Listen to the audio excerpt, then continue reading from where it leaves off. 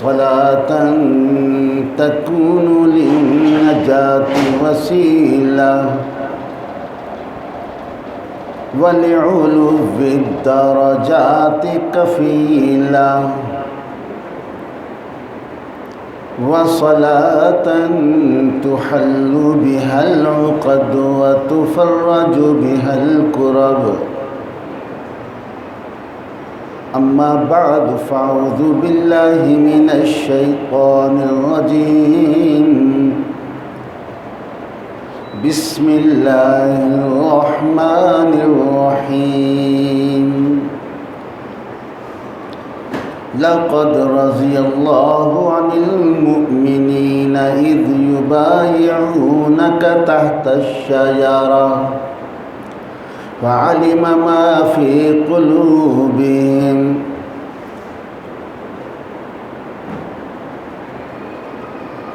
وقال النبي صلى الله عليه وسلم إن لكل نبي رفيق ورفيقي في الجنة عثمان صدق الله العظيم وصدق رسوله النبي الكريم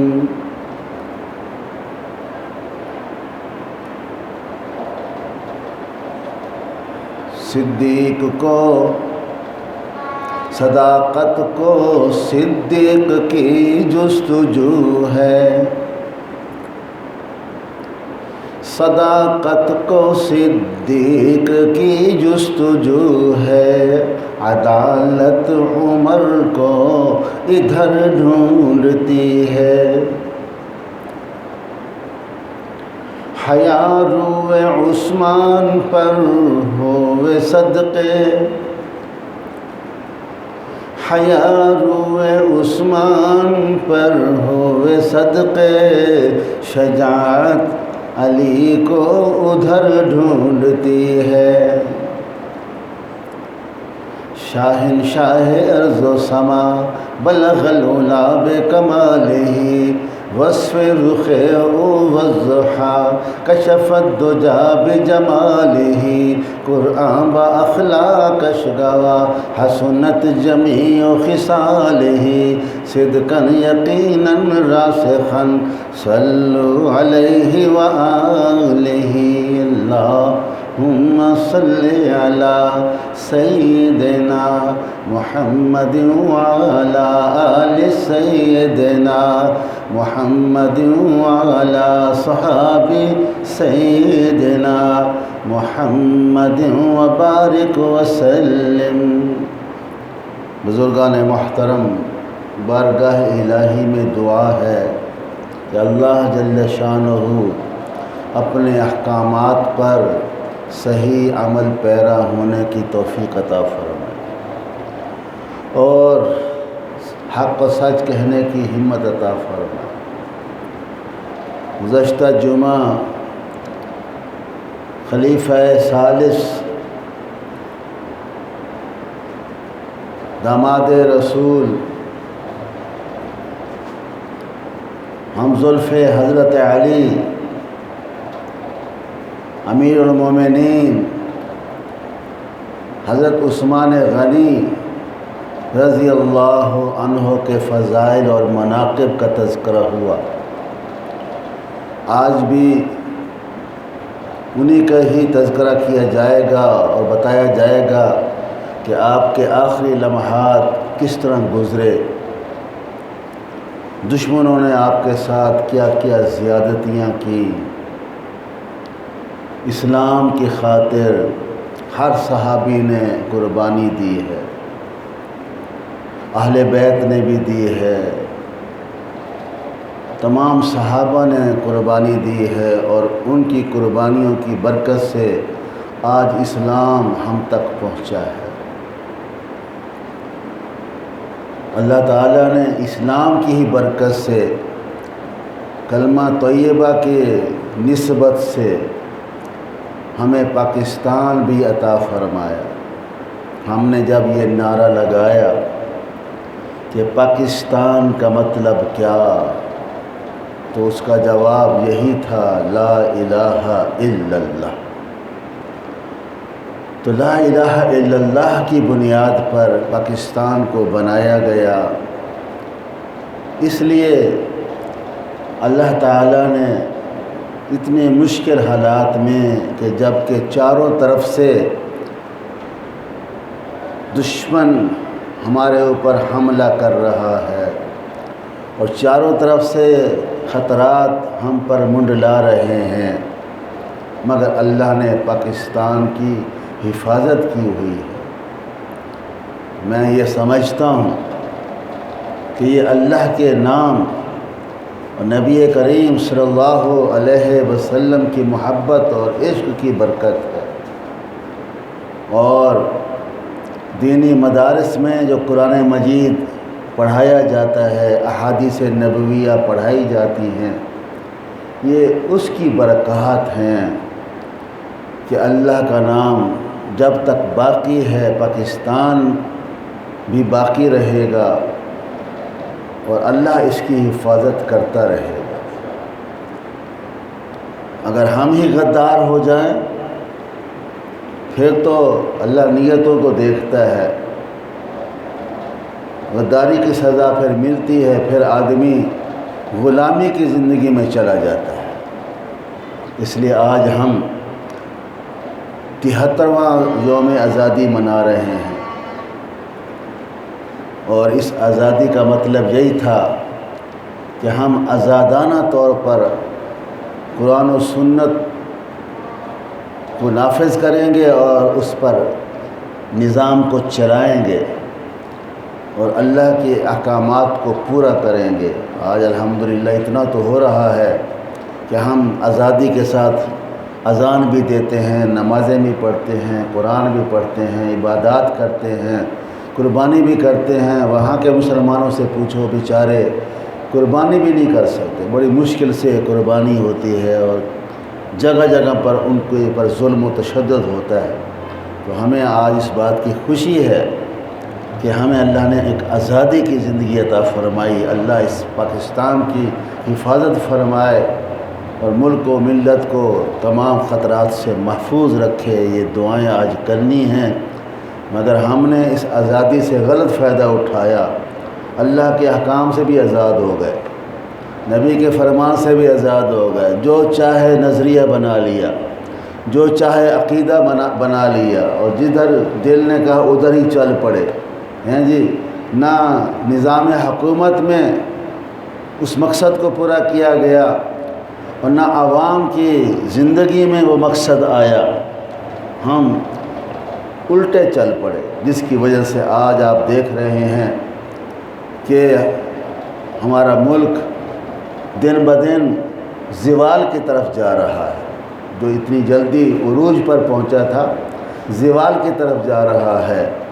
اس لیے آج پھر عہد کرنا ہے اور اللہ سے دعا مانگنی ہے، استغفار کرنا ہے اپنی غلطی پر۔ اللہ تعالیٰ ضرور مہربانی فرمائیں گے۔ جس طرح پہلے ملک ترقی کر رہا تھا اسی طرح آگے ترقی کرے گا۔ بہرحال اللہ تعالیٰ آج کا یوم آزادی ہمارے لیے خوشیوں والا بنائے۔ دوسری بات جو میں نے ذوالحج کی مناسبت سے عثمان غنی رضی اللہ عنہ کا تذکرہ شروع کیا تھا، اس کے مطابق میں نے آیت پڑھی ہے جس میں اللہ تعالیٰ فرما رہے ہیں، لَقَدْ رَضِيَ اللَّهُ عَنِ الْمُؤْمِنِينَ إِذْ يُبَايِعُونَكَ تَحْتَ الشَّجَرَةِ۔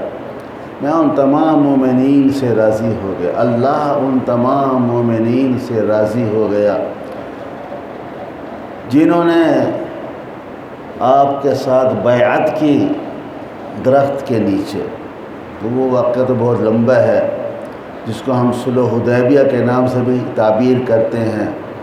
وہاں صلح بھی ہوئی۔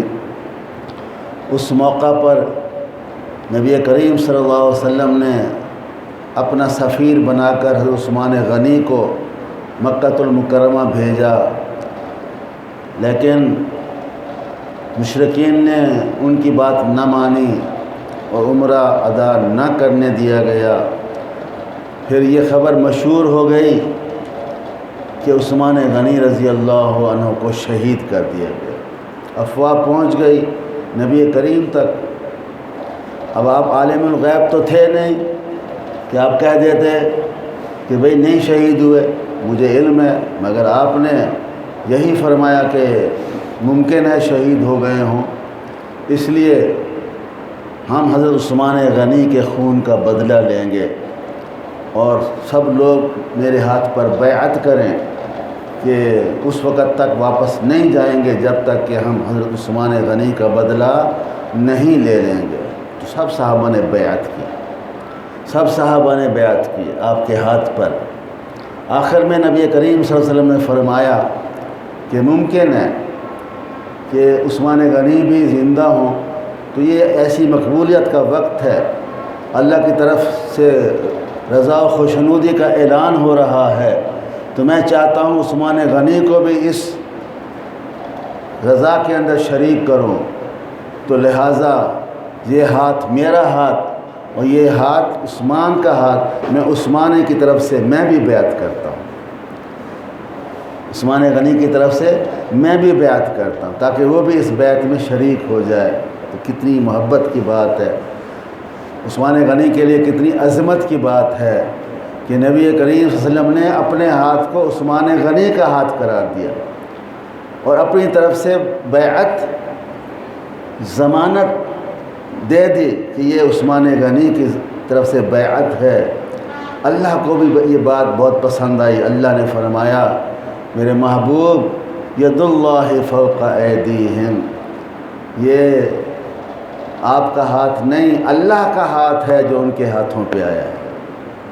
ید اللہ فوق ایدیہم، اللہ کا ہاتھ ہے۔ ویسے بھی اللہ پاک نے اپنے محبوب پاک کو فرمایا تھا وما رمیت اذ رمیت، کہ جب آپ نے کنکریاں پھینکی تھی آپ نے نہیں پھینکی تھی، ولکن اللہ رما، اللہ نے پھینکی تھی۔ تو نبی کے عمل کو اللہ اپنی طرف نسبت کرتا ہے، نبی کے عمل کو اللہ تعالیٰ اپنی طرف منسوب کرتا ہے۔ تو اس لیے یہاں بھی اس بیعت کو اللہ اپنی طرف منسوب کر رہا ہے کہ آپ کا ہاتھ نہیں، اللہ کا ہاتھ ان کے ہاتھوں پر ہے۔ پھر یہاں سوال پیدا ہوتا ہے کہ چلو نبی پاک نے تو ہاتھ رکھا، وہ سمجھ آتا ہے، اللہ نے ہاتھ کیوں رکھا، اللہ نے اپنا ہاتھ کیوں رکھا؟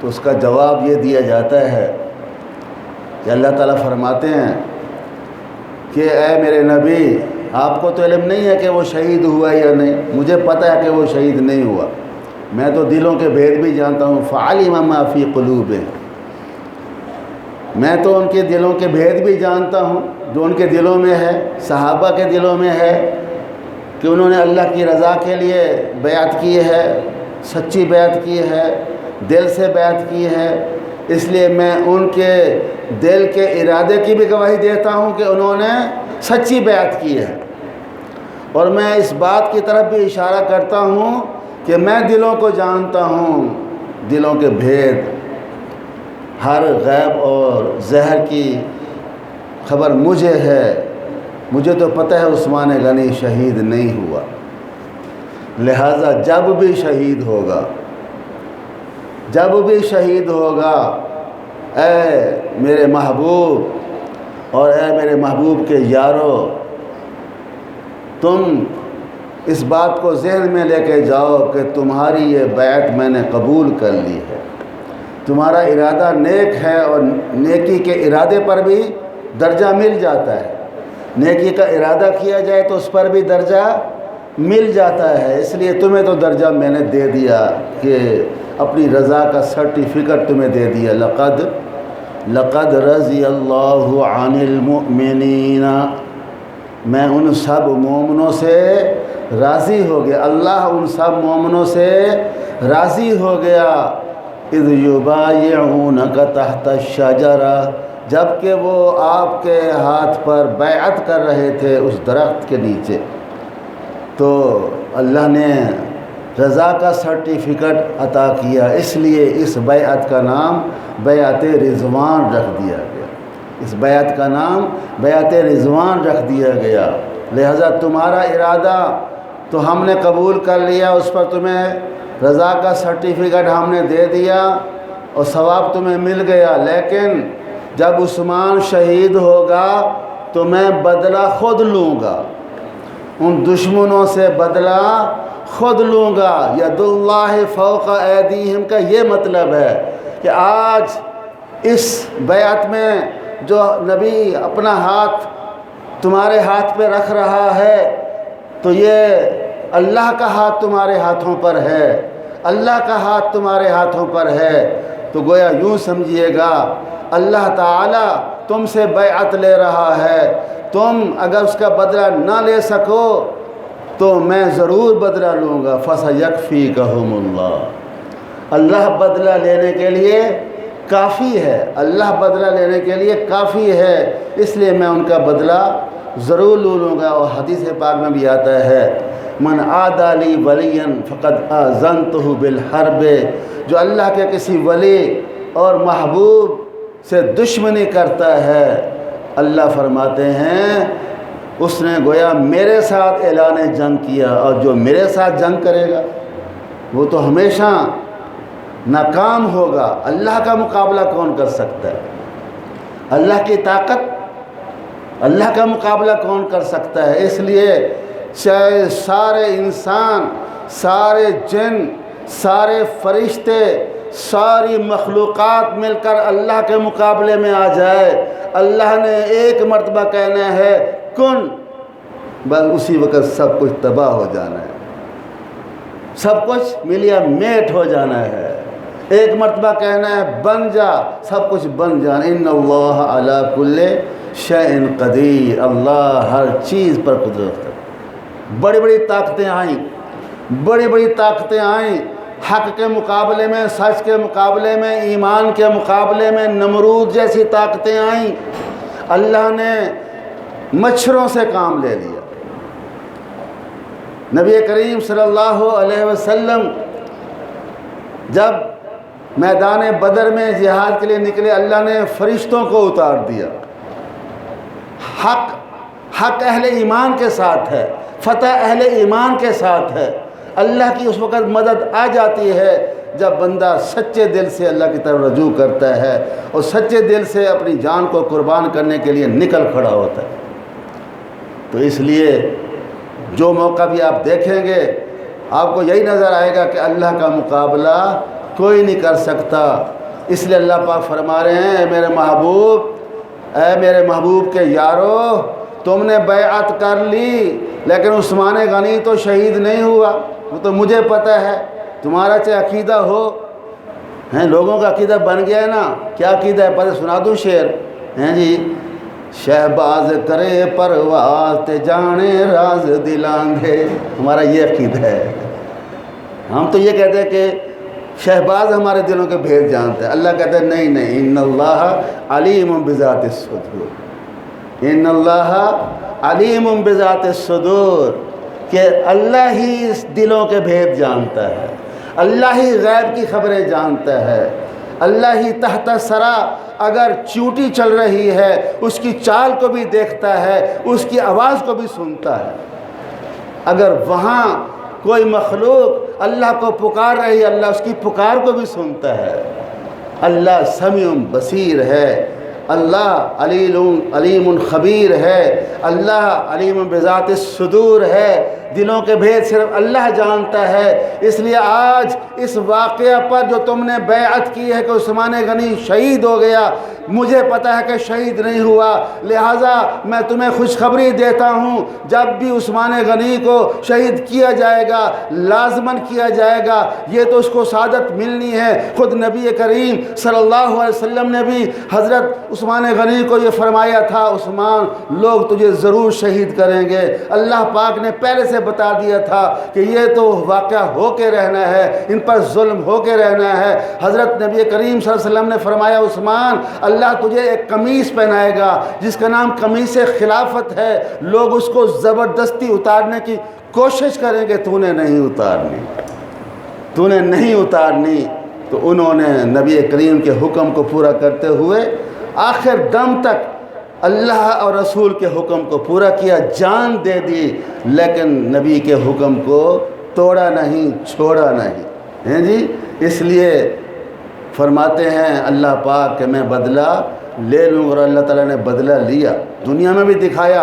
ان دشمنان نے عثمان کو جو نتیجہ ملا، بے شمار واقعات ہیں، جو بھی اس ظلم کرنے میں شریک تھے، اللہ نے دنیا میں ان کو عبرتناک سزا دی، عجیب عجیب ان کی موتیں آئیں، ذلیل ہو کر مرے، اور آخرت میں تو اللہ جو ہے ایسے لوگوں کو فی النار کرے گا۔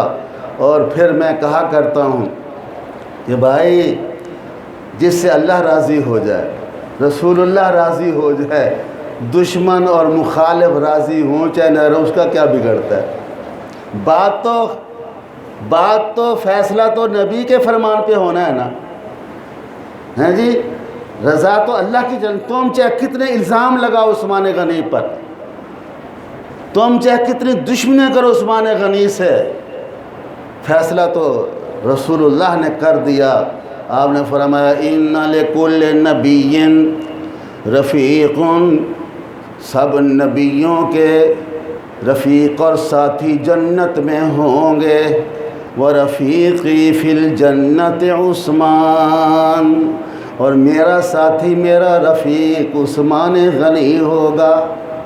میرے آقا نے گویا یوں فرمایا عثمان غنی میں تجھے ہاتھ پکڑ کے جنت میں لے جاؤں گا، میں تجھ سے اتنا راضی ہوں کہ میں تیرا ہاتھ پکڑ کے جنت میں لے جاؤں گا، اور تو میرے ساتھ ہی رہے گا، رفیقی فی الجنت عثمان۔ اس لیے فیصلہ تو قیامت والے دن ہوگا، تم جو کچھ کہتے رہو۔ اس لیے میں یہ کہا کرتا ہوں، ایک پنجابی شعر ہے کہ گل نہ 3 مہینے تے 3 سال تے مکنی ہے۔ یہ بات جو ہے نا 3 مہینے اور سال کی نہیں ہے، نہ 3 مہینے تے نہ سال تے مکنی ہے، اے آمنا حشر نو، اے آمنا حشر نو، گل تیرے لال تے مکنی ہے۔ جو فیصلہ تیرے لال نے کر دیا، تو فیصلہ تیرے بیٹے مصطفیٰ نے کر دیا ہے آمنہ، بات تو اس پہ ہونی ہے، فیصلہ تو وہ چلے گا۔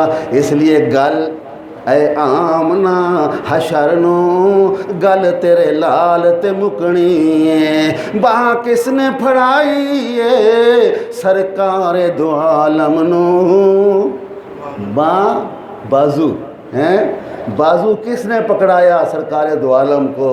عثمان غنی نے ہر موقع پر، ہر مشکل لمحہ میں اپنا مال قربان کر دیا، جو بھی نبی پاک کی ضرورت تھی، صحابہ کی ضرورت تھی، کبھی اونٹ سامانوں سے لدے ہوئے دے رہے ہیں، کبھی 100 اونٹ گندم کے خرید کے لوگوں میں تقسیم کر رہے ہیں، بھوکھوں کو کھانا کھلانے والا ہیں جی، اور پیاسوں کو پانی پلانے والا عثمان۔ کون عثمان جو بھوکھوں کو کھانا کھلایا کرتا تھا؟ کون عثمان جو پیاسوں کو پانی پلایا کرتا تھا؟ کون عثمان جو ننگوں کو کپڑا دیا کرتا تھا؟ کون عثمان جس نے مسجد نبوی کی توسیع کی ہے؟ کون عثمان جس نے بیر رومہ کو خرید کر وقف کر دیا تھا؟ سارا مال اس نے نبی کے لیے قربان کر دیا۔ کون عثمان؟ میں یہ کہا کرتا ہوں وہ عثمان جس نے علی کی شادی کا انتظام کیا، سارے پیسے علی کی شادی پر عثمان نے لگائے، جہیز حضرت فاطمہ کو عثمان نے لے کر دیا، سارا نظام۔ وہ تو اللہ کو اتنا پیارا تھا، نبی پاک صلی اللہ علیہ وسلم کے ساتھ اتنی اس کی محبت تھی، اور رسول اللہ کو بھی اس کے ساتھ اتنی محبت تھی، اس کے ساتھ تم دشمنی کرتے ہو ہیں؟ باں کس نے پھڑائی ہے، او باں کس نے پھڑائی ہے سرکار دو عالم نو، باں کس نے پھڑائی ہے سرکار دو عالم نو، دشمن کہندا پھرے، دشمن کہندا پھرے، گل لجپال تے مکنی ہے، او دشمن کہندا پھرے گل لجپال تے مکنی ہے۔ دشمن جو بھی کہتا پھرے، جو لجپال نے کہنا ہے وہی اللہ نے فیصلہ کرنا ہے، وہی اللہ تعالیٰ نے فیصلہ کرنا ہے۔ اس لیے تم جو بھی الزام لگاؤ وہ سارا تھوکا تمہارے منہ پہ آئے گا، وہ سارا تھوکا تمہارے منہ پہ آئے گا۔ دشمن کہندا پھرے گل لجپال تے مکنی ہے۔ یوسف جے حسین، یوسف جے حسین تیرے دید نو سکدے رہے۔ یوسف علیہ السلام جیسے حسین اے میرے محبوب تیری دید کو سکھتے رہے کہ کاش کہ کی زیارت ہو جائے۔ یوسف جے حسین تیرے دید نو سکدے رہے، حسرت اے حسینہ دی تیری چال تے مکنی ہے۔ حسرت اے حسینہ دی تیری چال تے مکنی ہے۔ اس لیے بھائیو تم مطمئن ہو جاؤ، دشمن جو بھی الزام لگاتا رہے، دشمن جو بھی عثمان غنی کو برا بھلا کہتا رہے، اللہ نے اس کے لیے رضا کا سرٹیفکیٹ، نبی کریم صلی اللہ علیہ وسلم نے اس کے لیے رضا کا سرٹیفکیٹ اور بے شمار دفعہ جنت کا سرٹیفکیٹ اس کو دے دیا ہے۔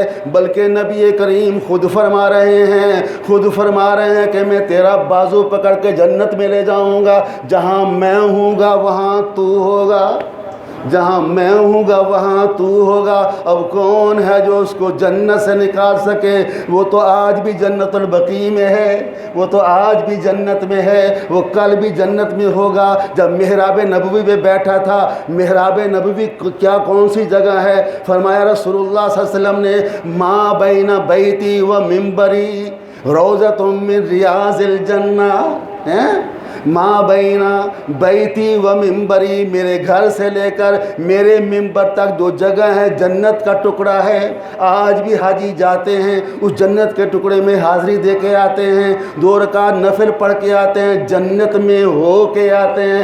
وہاں سے نکلنے کے بعد ان کی مرضی ہو جاتی ہے، اب جنت سے نکل گئے لہذا اپنی مرضی سے پھر چلتے ہیں جی۔ اس لیے میں کہا کرتا ہوں بھائی تم جنت میں داخل ہو گئے، حاجی صاحب آپ جنت سے کیوں نکلنا چاہتے ہو؟ بددیانتی کر کے، خیانت کر کے، جھوٹ بول کے، لوگوں کے ساتھ زیادتی کر کے، پھر تو تم نے خود اپنے آپ کو جنت سے نکالا۔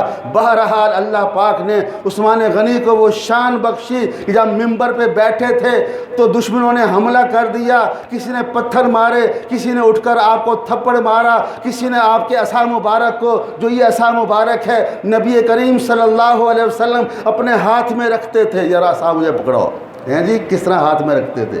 میرے آقا صلی اللہ علیہ وسلم جب خطبہ دیتے تو یہ عصا مبارک ان کے ہاتھ میں ہوتا تھا، یہ نبی عصائے نبوی تھا جو عثمان ابو بکر صدیق نے بھی اپنے خطبے میں اسی عصا کو جو عصائے نبوی تھا اپنے ہاتھ میں لیا۔ اسی عصا کو حضرت عمر فاروق نے بھی منبر کے اوپر خطبہ دیتے ہوئے اپنے ہاتھ میں لیا، یہ نبی کا عصا تھا۔ اسی عصا کو آج حضرت عثمان غنی اپنے ہاتھ میں لے کر خطبہ دینے کے لیے کھڑے ہوئے ہیں۔ دشمنوں نے آ کر اس عصا کو توڑ دیا، عثمان کی چیخ نکل گئی، دشمنوں تو مجھے قتل کر دیتے، میرے نبی کی نشانی کو تو نہ توڑتے۔ چیخ نکلی، بے ہوش ہو کر گر پڑے، لوگوں نے اٹھا کر گھر لے گئے۔ دشمنوں نے اعلان کر دیا کہ آئندہ بعد عثمان غنی مسجد میں نہیں آئے گا۔ گھر کا محاصرہ ہو گیا، 40 دن تک گھر کا محاصرہ رہا اور باہر نہیں نکلنے دیا گیا، پانی بند، کھانا بند۔ عثمان غنی سے پوچھا گیا اے عثمان غنی جب 40 دن تک تو وہاں اندر رہا،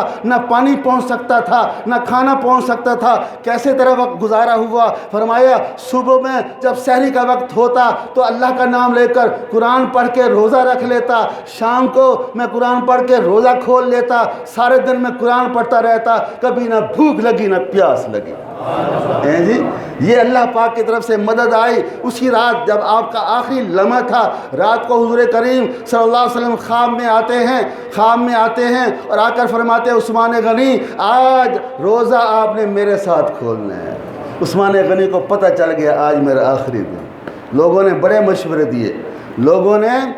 مشورے دیے، آپ کے ساتھیوں نے بڑے مشورے دیے، عثمان تم مدینہ چھوڑ جاؤ، ہیں جی یہاں سے چلے جاؤ، یا مدینہ میں تم لڑائی کا فیصلہ کرو، جنگ کا فیصلہ کرو، ہم تمہاری طرف سے جنگ کریں گے، قتال کریں گے۔ عثمان غنی نے فرمایا میرے محبوب کا شہر ہے، میں یہاں جو ہے بے ادبی نہیں کرنا چاہتا، میں یہاں خون خرابہ نہیں کرنا چاہتا، میں ناحق کسی کا خون نہیں بہانا چاہتا، میں اپنا خون دے دوں گا۔ لیکن عثمان غنی یہ پسند نہیں کرتا کہ نبی کے شہر میں جہاں میرے آقا کے قدم لگے ہوں وہاں لوگوں کا ناحق خون نظر آئے، اس لیے میں یہاں لڑائی کی اجازت نہیں دیتا۔ چلو عثمان پھر مدینہ چھوڑ کے چلے جاؤ۔ عثمان کہتا ہے لوگوں میں مدینہ بھی نہیں چھوڑوں گا، کیونکہ نبی پاک نے فرمایا تھا جو شخص مرنا چاہتا ہے وہ مدینہ میں مرے، جو مدینہ میں مرے گا جنت البقیع میں دفن ہوگا، اس کے لیے جنت کی ضمانت میں محمد دوں گا صلی اللہ علیہ وسلم۔ میں مدینہ